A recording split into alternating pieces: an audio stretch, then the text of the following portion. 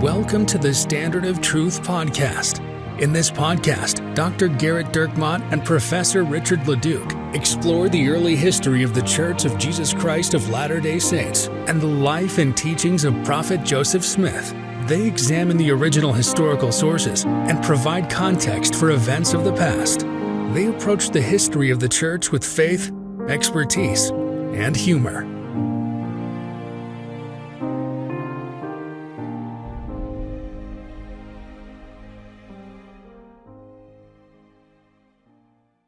Hi, welcome to another episode of the Standard of Truth podcast.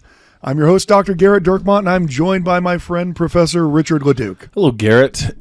In last week's podcast, we talked about getting to an email that talked about the name of the church and how it's changed over time. And then we decided, you know what? No, we're not going to do that.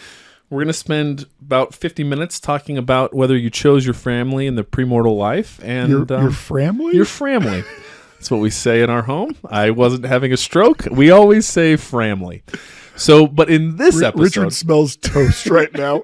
In this episode, we are going to start off. We're going to lead off. We like to lead with our mistakes, and missing this email was a mistake. So we're gonna get into it. Subject line: Mormons or LDS or members of the church. History of the name of the church.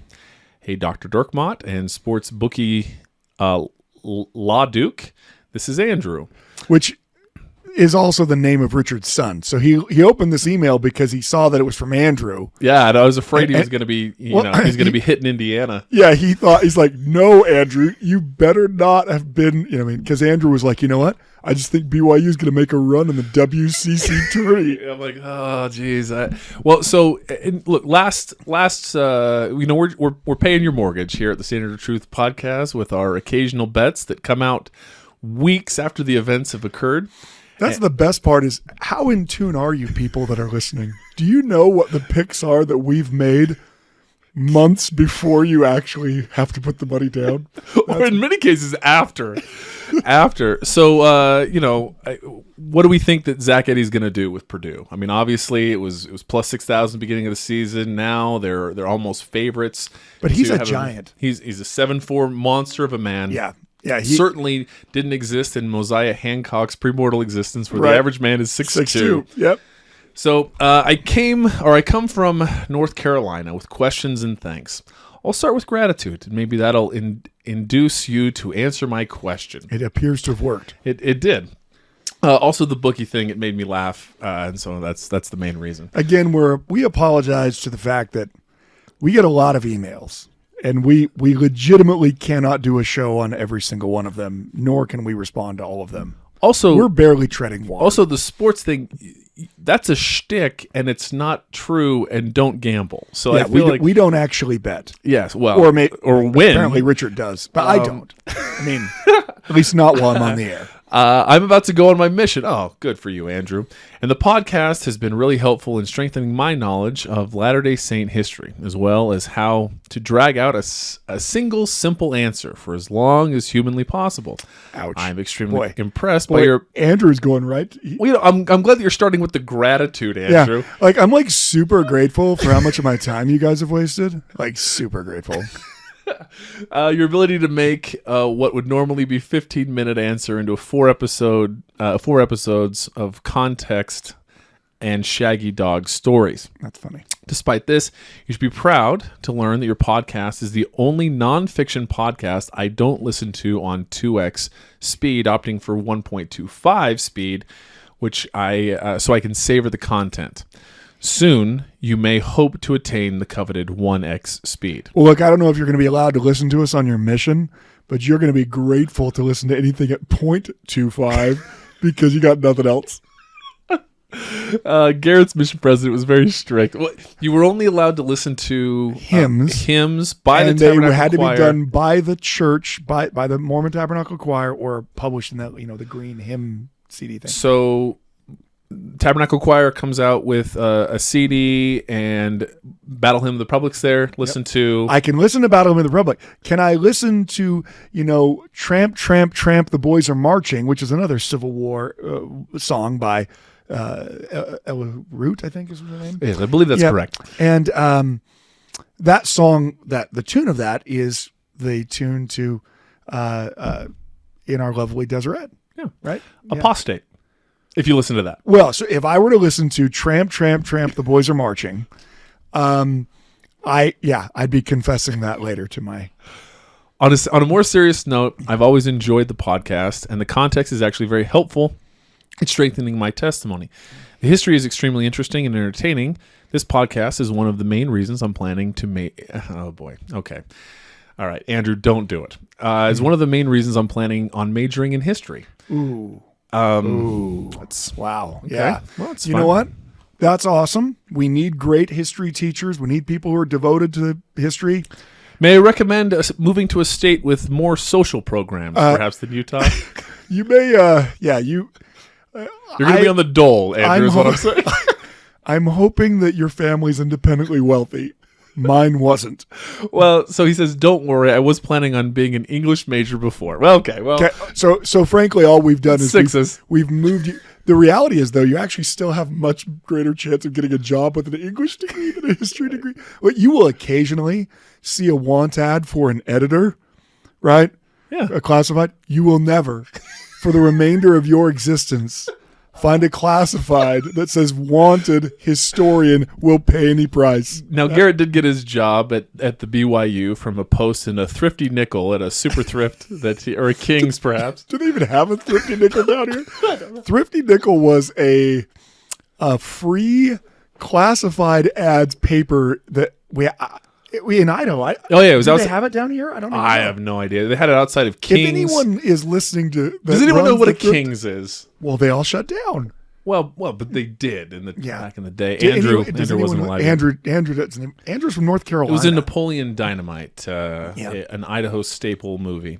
Anyway, there's no need to blame yourself for my plans to burn money for my own academic entertainment. My question... I like Andrew. Yeah, I do too. I do too. My question pertains to the name of the church. By the way, Andrew, email us back when you get your mission call. I'd love to hear where you go. It's always a fun thing. We'll read it on the air, and we'll tell everyone you're at, and your parents will love that. Yeah, well, we don't have his last name here. Well, we do, but We will when we read it. Yeah, of course. Dear Elder So-and-so. My question pertains to the name of the church. Recently, we have been asked to use the true name of the Church of Jesus Christ of Latter-day Saints and the full name when possible. I have noticed that on the podcast, you still used Mormon when talking about us historically. Is this because that is how we are referred to historically? Is there a standard for referring to the saints as a group historically and among the historical community?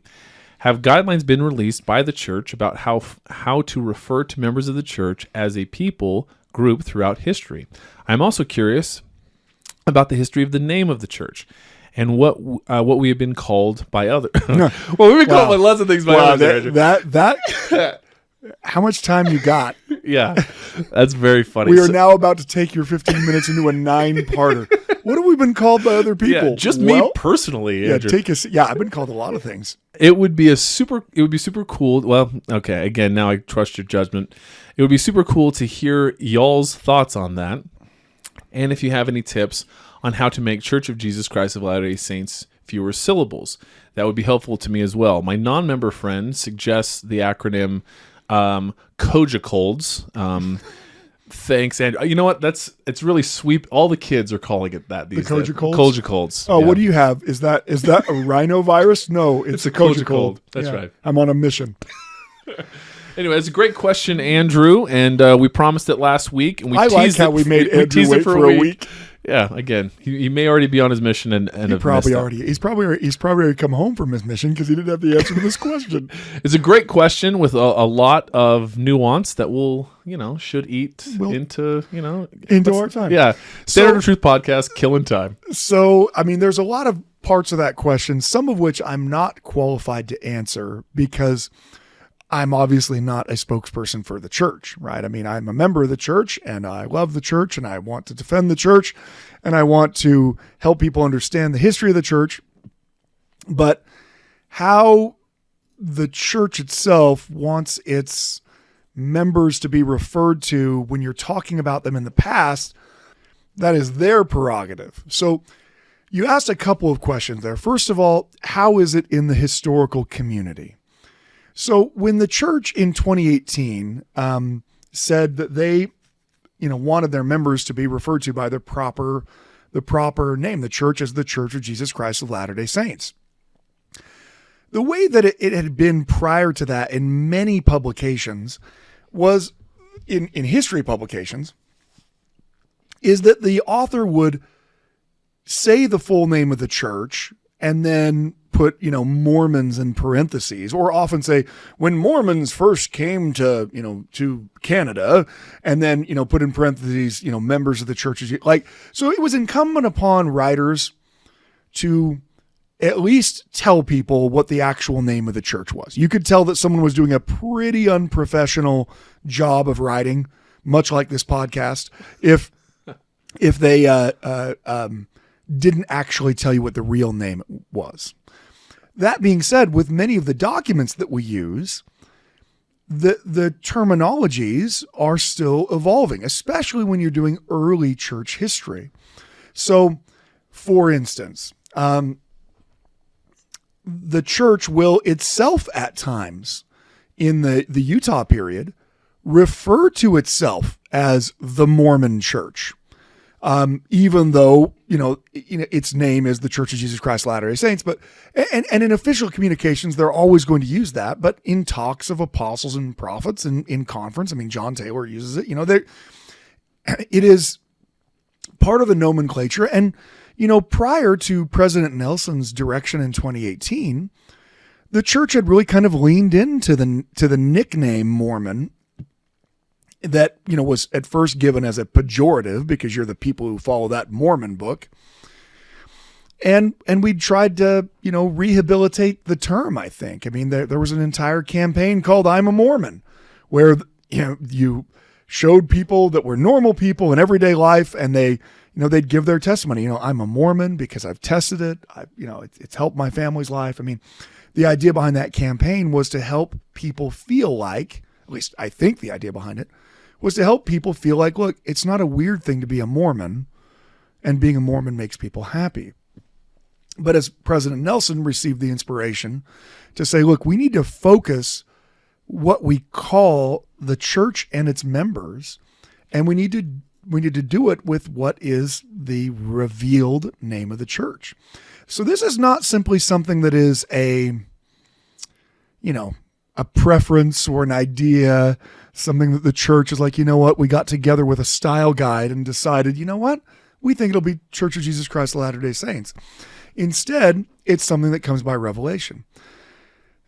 Early on, in 1830, 31, 32, it was actually fairly common for people to use the pejorative term Mormonites. Like Nephites, Lamanites, Mormonites.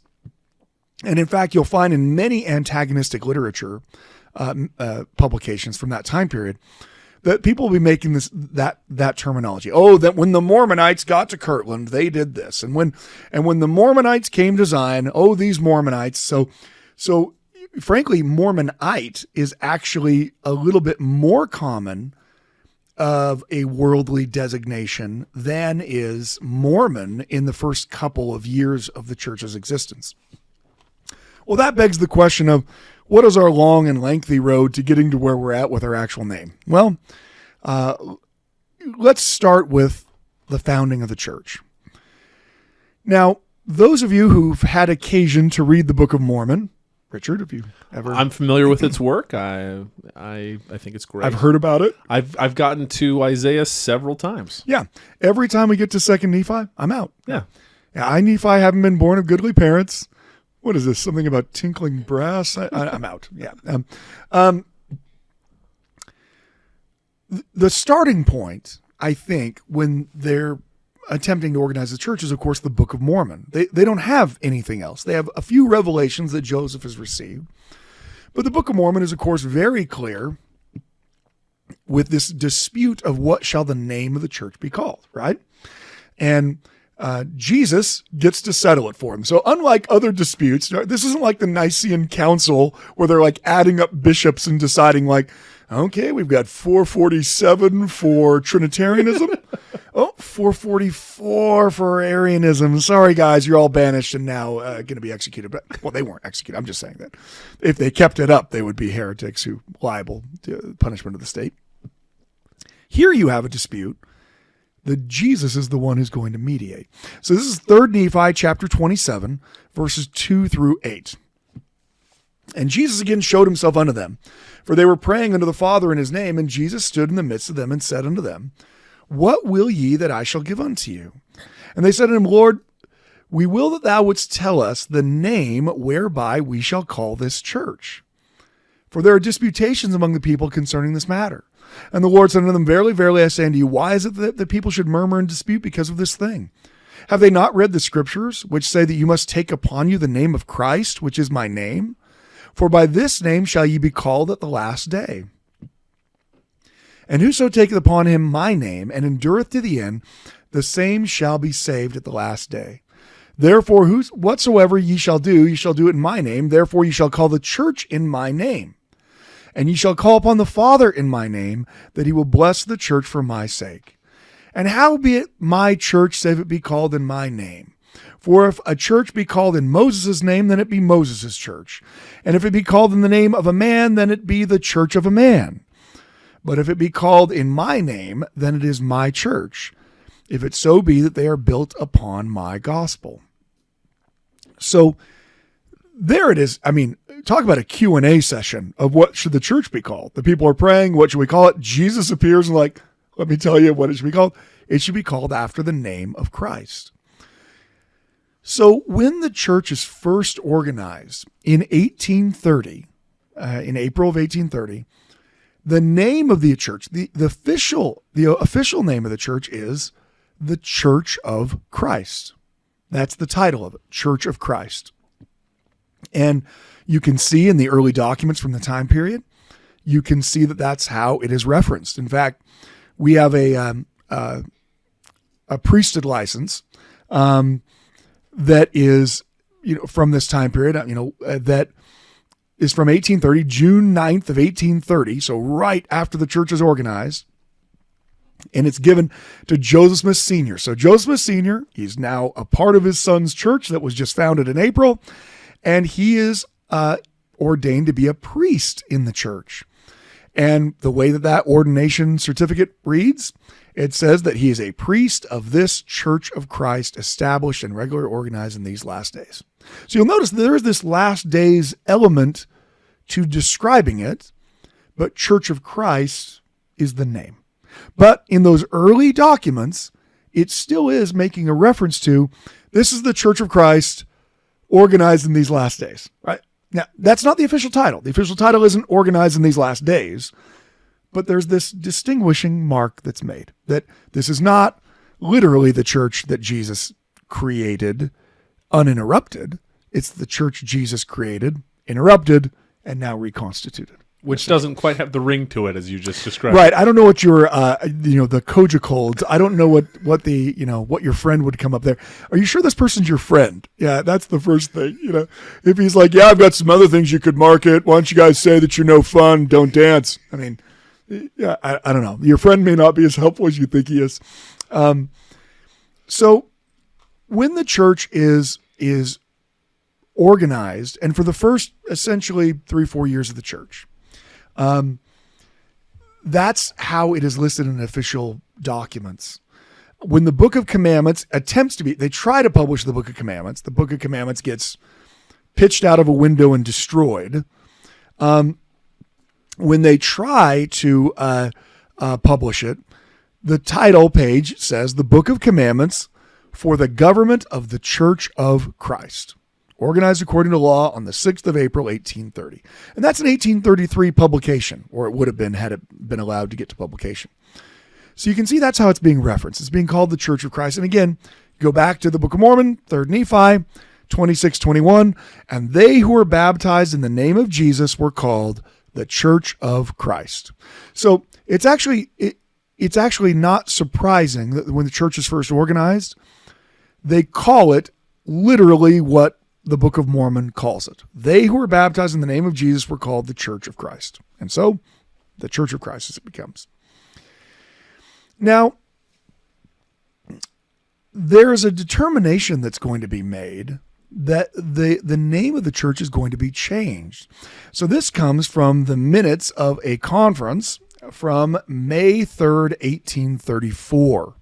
So for the first 4 years, well, a little over, the church is the Church of Christ. Then you have this conference. This is the at least part of the proceedings of that conference. After prayer, the conference proceeded to discuss the subject of names and appellations. When a motion was made by Sidney Rigdon and seconded by Newell K. Whitney that this church be known hereafter by the name of the Church of the Latter-day Saints. So you might notice that there's a few words missing from that. It sounds a little similar, but that it was the Church of the Latter-day Saints. So they take out the name Church of Christ, and they decide at this conference they're going to call it the Church of the Latter-day Saints. Appropriate remarks were delivered by some of the members, after which the motion was put by the moderator and passed by unanimous voice. And so Joseph Smith is the moderator of that conference. So he's there for that. They don't just, it's not like Joseph's out of town and they change the name when he's gone. He gets back and there's new locks in all the buildings. They just locked him right out.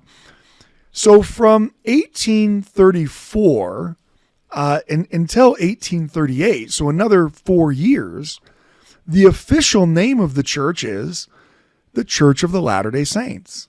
And in fact, if you get an 1835 Doctrine and Covenants, so that's the first edition of the Doctrine and Covenants.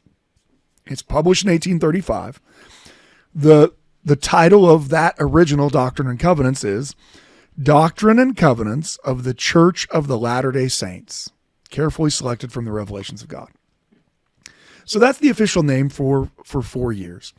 Now there's all kinds of speculation as to why the name of the church is changed from Church of Christ to Church of the Latter-day Saints. Some speculation better than others, but fundamentally all speculation, because while we have the minutes of the meeting and we know that there are discussions, what we don't have is contemporary accounts of people saying, oh yeah, we decided that the reason why we needed to change it was because of this. Well, that opens the door to all kinds of speculation. There's in fact some people who speculate that the reason why it was changed from Church of Christ was the church was so laden in its debts and it was having so much trouble with being sued that they changed its name to the Church of the Latter-day Saints in order to get out of some of the lawsuits that have been filed against them. Now, that is not a universally agreed upon point, and you can see why someone might speculate that. But again, you don't have a contemporary source saying, oh yeah, that's why we did it. Of course, the other issue is there's lots of other churches of Christ. Now, the Church of Christ that most people are familiar with today, I'm guessing, will be the United Church of Christ, because there's roughly 1 million members of the United Church of Christ in the United States. And so you might know someone who's like, oh, I know someone who's a member of the Church of Christ, which is an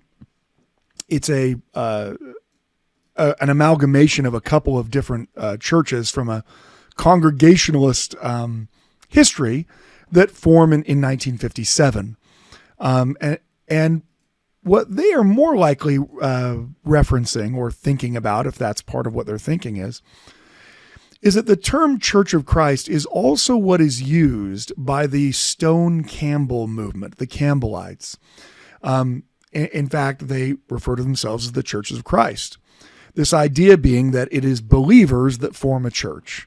A church is not formed because you have, we've got these members here and they've been baptized into it and that's what makes them, but that believers themselves constitute a church. That was part of what Alexander Campbell is arguing in his Christian primitivist movement. I've talked about this before, but Christian primitivism sounds, it kind of sounds like you're only allowed to listen to Mormon Tabernacle Choir on your mission. That's what it sounds like. That sings hymns. That's only the hymns that they sing, yes.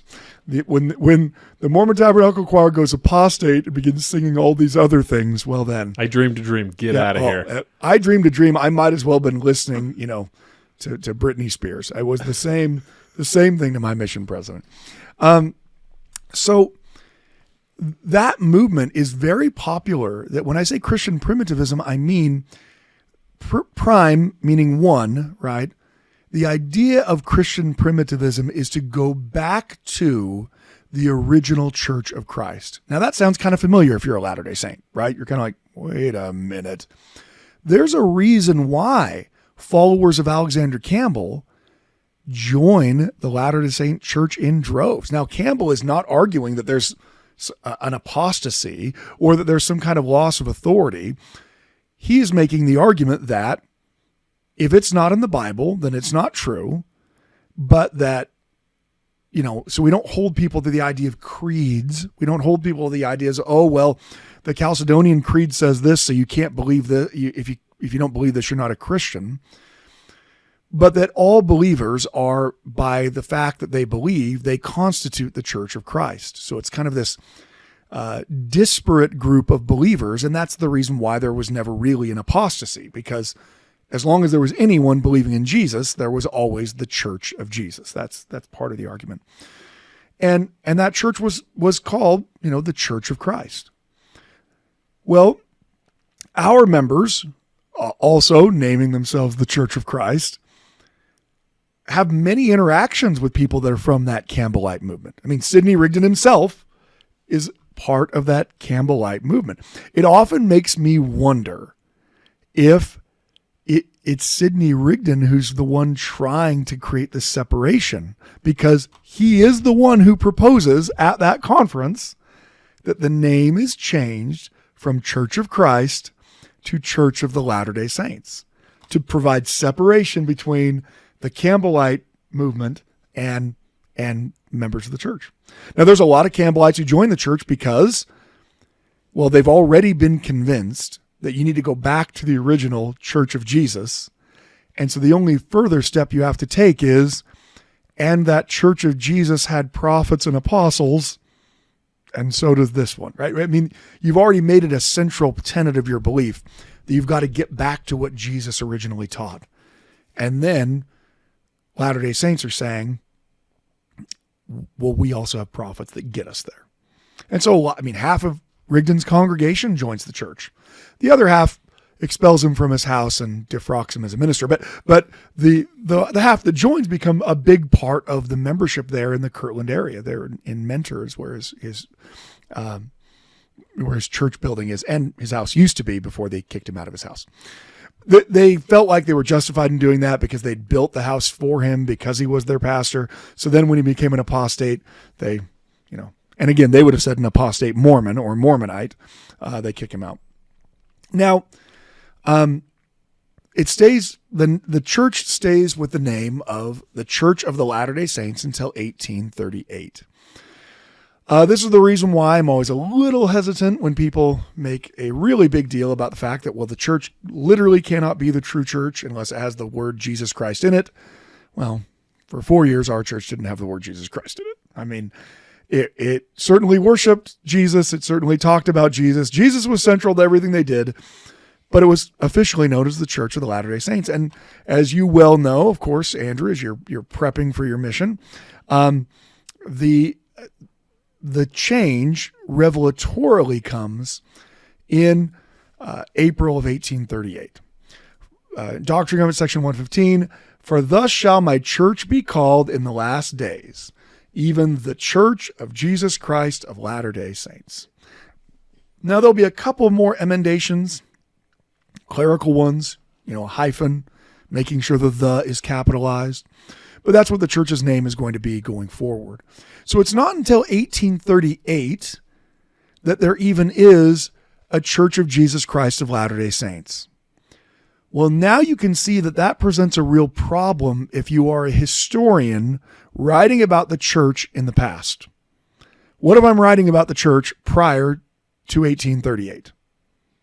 I can't call it the Church of Jesus Christ of Latter-day Saints because it didn't exist, right? If I do, then I'm being what's called in the history field, right? I'm being anachronistic. None of the people I'm writing about would have said, "Oh yes, I'm a member of the Church of Jesus Christ of Latter-day Saints." They wouldn't know what that means, right? They're referring to themselves as members of the Church of Christ, or they then begin referring to themselves as saints, often referring to themselves as Latter-day Saints. From 1834, when the church's name is the Church of the Latter-day Saints. It's interesting because you have the Church of Christ to start with, then you have the Church of the Latter-day Saints, and then by revelation, you take both halves and you merge them together. Now it's the Church of Jesus Christ of Latter-day Saints. But that early element, that element that says, hey, we are the same church Jesus once had on earth, just we're separated by the apostasy. That element of in the last days, as you could tell from those early documents, it's there already, even though it's not the official name of the church. So, I mean, back to the question of, what happens after that. Well, look, primarily by the late 1830s, the term Mormon is almost universally being applied by other people. While Latter-day Saints see that it is being used pejoratively, they also take it up themselves. I mean, they will talk about themselves all the time as being Mormons. And in fact, when Joseph is petitioning the government, he refers to them as Mormons, because he's saying, these politicians say that, oh, whatever happens to the Mormons, I don't care, that kind of stuff. I mean, it is certainly the most common way that it's referenced. And of course, it's the common way that it's referenced today. So someone might say, well, why then the change now? Why is that change made when we were fine calling it the Mormon Tabernacle Choir, and now it's the Tabernacle Choir at Temple Square? Well, that's the best part about having continuing revelation. It's the prophet who received that inspiration that the term Mormon should be seen as one that's antiquated, that's historical. Certainly, we still call the Mormon Battalion. That's literally what they were called by the United States government. It's still the Mormon Trail in Iowa. It didn't suddenly become something else. It's still called the Book of Mormon, which is what its title was when it was published.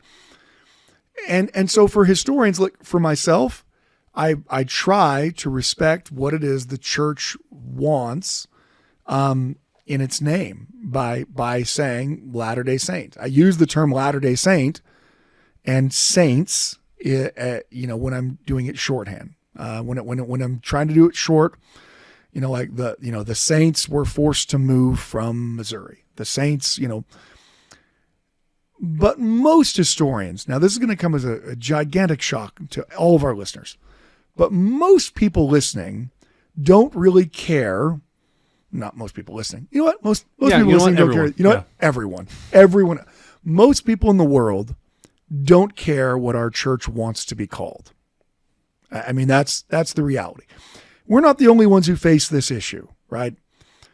I would guess that there are only a fraction of the people that are listening to us who, if I were to say, oh, well, they're a member of the Society of Friends, would have any idea what I'm talking about. But what I'm talking about is Quakers. Quaker is not their name. Even though everybody uses the word Quaker to describe them, they are the Religious Society of Friends. They refer to each other as friends. They don't refer to each other as Quakers. Quaker is a pejorative that's thrown on them because they're part of the nonconformist movement in England. They are not, following the dictates of the edicts of the king and the Church of England. Or Samuel Quake. No, they're not following a guy by the name of Bill Quake. You're a Quaker, right? Yeah, Bill Quake of the Quake and Aspens. Although, what's really, boy, talk about a tangent. We really. This is going to be a big tangent. Hold on, everybody. Eventually, there's a division inside of the Society of Friends, and there is a quite a evangelical Quaker preacher by the name of Hicks, and he will actually cause a schism inside of the Society of Friends. And so you have Hicksite Quakers and non-Hicksite Quakers. And that division actually takes place even in Palmyra. There's a Quaker meeting house that's built in Palmyra, well, just outside of Palmyra in like 1816.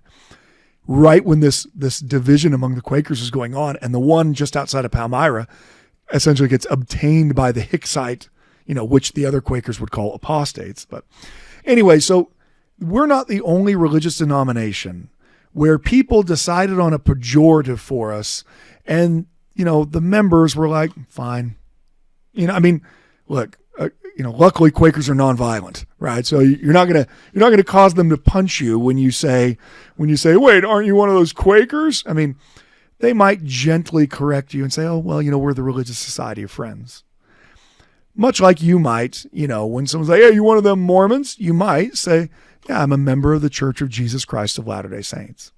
At the same time, pretending that we weren't called Mormon for 200 years is also kind of a problem, right? Because when someone says, hey, are you one of those Mormons? And you just say, no, and that's the end of the conversation, the question they think they're asking you and the question you're answering aren't the same thing. They think they're asking, how many wives do you have? Right? If anyone who's ever met someone who's like, oh, you're one of those Mormons? How many moms did you have? That kind of stuff. They think they're asking, are you a member of this particular denomination? Of course, that term becomes highly problematic, especially because other groups that have since apostatized from our church use the same terminology. So, for instance, fundamentalist Latter-day Saints, right? The church, the fundamentalist Church of Jesus Christ of Latter-day Saints often refer to their members as Mormons, refer to themselves as Mormons. You could see why our church might want to be further distanced from that, or why the Lord would want our church to be further distanced from that. When you're talking about it in history, it's essentially impossible to eliminate, because most of the sources that I will quote to you on this podcast will use the term Mormon to refer to the people we're talking about. So whenever I'm referencing a quote or the group of people, that's what they're going to be referred to back then. But I try to make sure I say Latter-day Saint and Saint, but I certainly am not going to win that victory all the time. And it's especially problematic if I'm talking about members of the church in 1831. Like, even if I call them saints, they're not really calling themselves saints, right? So I'm projecting onto them what I'm called now onto the past. And that's like a big historical no-no. But most historians, certainly every one of them not affiliated with the church, they're still going to use the word Mormon because they see it as the generic term that covers all kinds of ground. Latter-day Saint is certainly more respectful, even for the community of Christ, which is the reorganized Church of Jesus Christ of Latter-day Saints. They often refer to themselves as Latter-day Saints as well, and not big fans of being called Mormons. Why? Well, because they see the word Mormon as affiliated with us, and they don't want to be affiliated with us, hence the reorganized Church of Jesus Christ of Latter-day Saints. I had one other experience speaking with a member of the Bickertonites group. So Sidney Rigdon, who we've met, who's lost his home, we all know, and someday we're going to do a podcast on the succession crisis. Yeah, no, we actually do need to. We receive almost weekly emails on them. Are we ever actually going to do it? We are not. Question. Okay, so what I just need to get out is that we're not actually going to do whatever we say we're going to do. So if we do, it's going to be a classic Standard of Truth 5-parter, right? Yeah, and we receive a lot of hate mail too. So much. Yeah, most of it's hate mail. The only way Andrew slipped this past us was by insulting us later into the Yeah, he's like, here's a compliment, and I didn't read the rest of it. Yeah, he was like, hey guys, really love your podcast. Can't wait for you to burn in the nether regions. But at the time of the succession, Sidney Rigdon is going to, of course, stand to be the protector of the church, the guardian of it, and he's going to be voted down. And so he's going to leave with some of his followers from Nauvoo and go back to Pennsylvania, where he's from, and he's going to found a church. Now, I kind of gave you a little bit of a premonition of this, where his followers, when he became a Latter-day Saint, well, not a Latter-day Saint because they weren't Latter-day Saints yet. When he became a member of the Church of Christ, they kicked him out of his house. Well, he goes and founds this church in Pennsylvania, and then his church members excommunicate him from the church that he founded. Guy can't catch a break. Look, that's rough. Yeah. It is rough if you start a church and the members get together like, you know what? You're not our leader anymore. I'm the one who started it. Started. Past tense. See you later.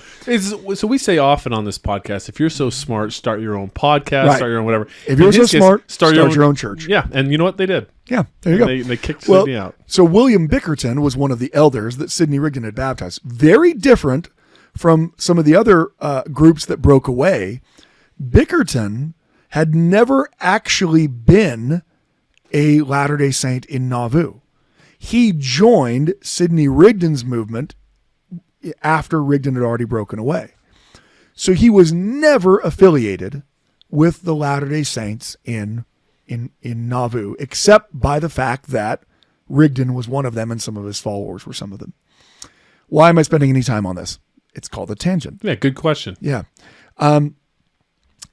Well, Bickertonites, which again, they don't call themselves Bickertonites any more than we call ourselves Mormonites, or sometimes people call us, Brighamites because we followed Brigham Young. But you don't walk around calling yourself that, I'm guessing. You rarely are like, oh, I'm a Brighamite. You don't. They are incredibly offended when people refer to them as Mormons. Now, sometimes it happens. Why? Now, there's about 20,000 of them. It's actually one of the most prominent groups that broke away, from the time that Joseph died. I mean, really, it technically doesn't break away from when Joseph dies. It breaks away from Sidney Rigdon's breakaway. But anyway, they read the Book of Mormon. They quote from the Book of Mormon. They believe the Book of Mormon is absolutely the Word of God. And that's it, right? So they don't accept any of the Doctrine and Covenants. It's just the Book of Mormon's the Word of God. And it's very offensive when people, to them say, "Oh, you're one of those Mormons." They get no, I'm a member of the Church of Christ is what they call themselves, right? So this topic is something that kind of gets moved around quite a bit. And then you also have a whole bunch of other groups, as they apostatize, take portions of the name of the church. Right? It's important that we call ourselves the Church of Jesus Christ of Latter-day Saints, because there's an entire other group that calls themselves Church of Jesus Christ of Latter-day Saints. Right? Just the is the difference. There are groups that Church of Jesus Christ of the Latter Days. I see what you're getting at. I mean, that kind of stuff. So there are lots of different offshoot groups, and that's why I think it's important for members to follow the prophetic instruction of their prophet. Now, I also don't think you should make a man an offender for a word. I don't think if you're How dare you say? If your mission president, when he's bearing a testimony to you on your mission, says, I've been a Mormon for 40 years. You stand up, you walk out of the meeting, you say, I'm going home. This man's obviously not inspired. Look, it's been the terminology, and it's certainly the cultural terminology of who we are for the past 170 years. It just has been. And especially when we're referring to it in the past, it was the name that even members of the church referred to themselves as. Oh, I'm a Mormon, right? But when we are especially encountering someone new, someone who's not affiliated with our group, I think it's important, and you're going to have to do this the whole time. If you go, look, I don't know where you're going on your mission. If you go anywhere in the United States, every single time you talk to anyone, you're going to have to help them understand that the Church of Jesus Christ of Latter-day Saints and what they think are commonly called Mormons are the same thing, right? And you might, you'll have to, because otherwise they won't be able to bridge that gap any more than if I was a Quaker missionary and I was knocking on doors and I said, I'm a member of the Society of Friends. They would say, what? The Society of Friends, we believe in the spiritual enlightenment that comes through the quiet voice of the Spirit. What are you? Sigh. Quakers. Oh, Quakers. Oh, yeah, like the oatmeal guy. Yeah, I mean, the level of religious illiteracy, you will be stunned. You will be stunned as you go to find that while we might be a Christian nation, no one knows what anyone else believes. And in fact, very few people even seem to know what they themselves believe or what their church believes. So yeah, I would have a little bit of grace with that, but that's it in the nutshell. The church does have on its website, on its newsroom website, a style guide for the way people should reference the church. When you say, what's a good acronym that we can come up with? Well, the church specifically says you probably shouldn't. So sorry for your friend. Here's part of what they say. The term Mormon church has long been publicly applied to the church as a nickname. It's not an authorized title, and the church discourages its use. Thus, please avoid. Now, of course, this is a style guide for people writing about the church. Okay, so that this is because you have a bunch of journalists saying, yeah, the Mormon church today said, right? Well, that's not the name of the church. And frankly, it's honestly really lazy.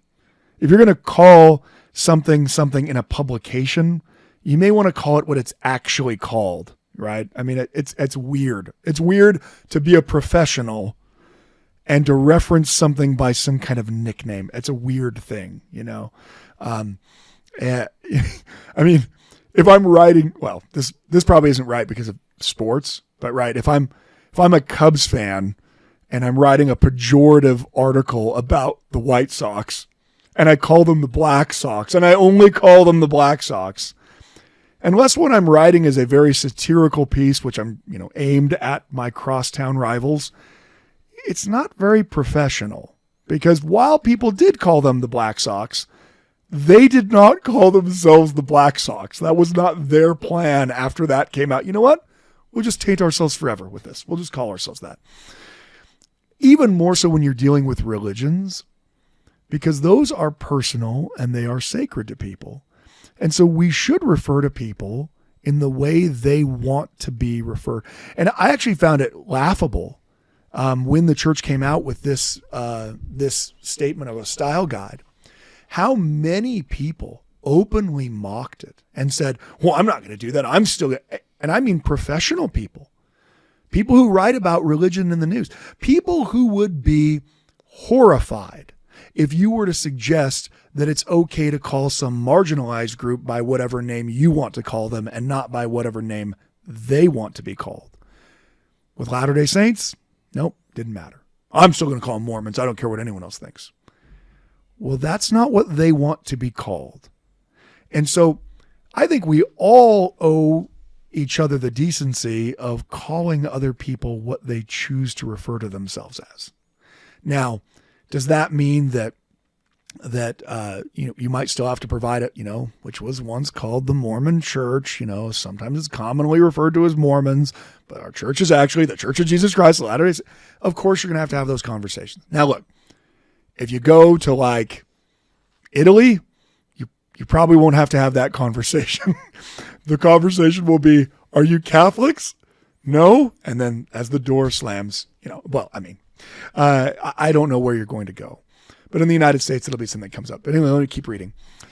Please avoid using the abbreviation LDS or the nickname Mormon as substitutes for the name of the church, such as in Mormon Church, LDS Church, or Church of the Latter-day Saints. Notice even that idea of Church of the Latter-day Saints, which was literally the name of the church. That was literally the official name of the church for 4 years. The church is saying in its style guide, yeah, you aren't calling us the Church of the Latter-day Saints because you went back and did a bunch of research and found out that in 1834, that's what it was called. Okay.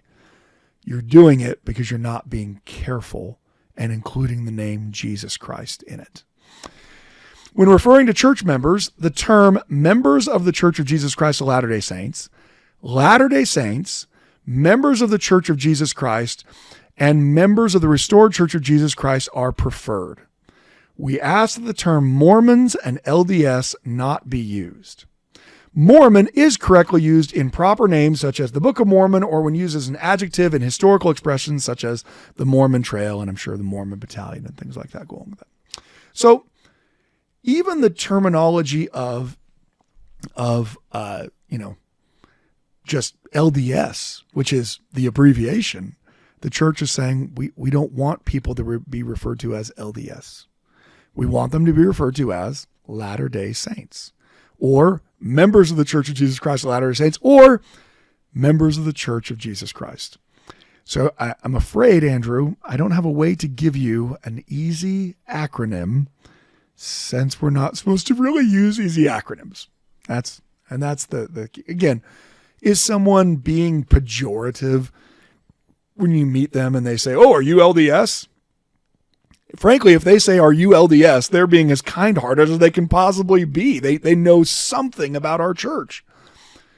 But it's going to take a long time before culturally the term, the proper name of the church is going to be used always. And the Latter-day Saint people are going to be referred to as Latter-day Saints and not just Mormons. And in fact, given the hostility towards Latter-day Saints in the culture, my guess is it will be a really long time, because it's almost a small sign of pride for people who denigrate the church to not call it by its name. That idea is something that, it'll ebb and flow, and you'll deal with it a whole bunch on your mission. It'll depend a lot on where you go on your mission, but those are the guidelines that have been laid out. So want to thank everyone for listening. Hopefully you're calling yourself the right name as you leave this podcast. But again, please don't take it too far where you stand up in your elders' quorum and condemn someone as a heretic to hell because they made a reference to the fact that, I'm just one of these Mormons. I mean, give them a little bit of grace. Thank you for listening to the Standard of Truth podcast, hosted by historian Dr. Garrett Dirkmaat. If you know anybody that could benefit from the material in this episode, please share it with them. And for more resources, visit standardoftruth.com. Until next time.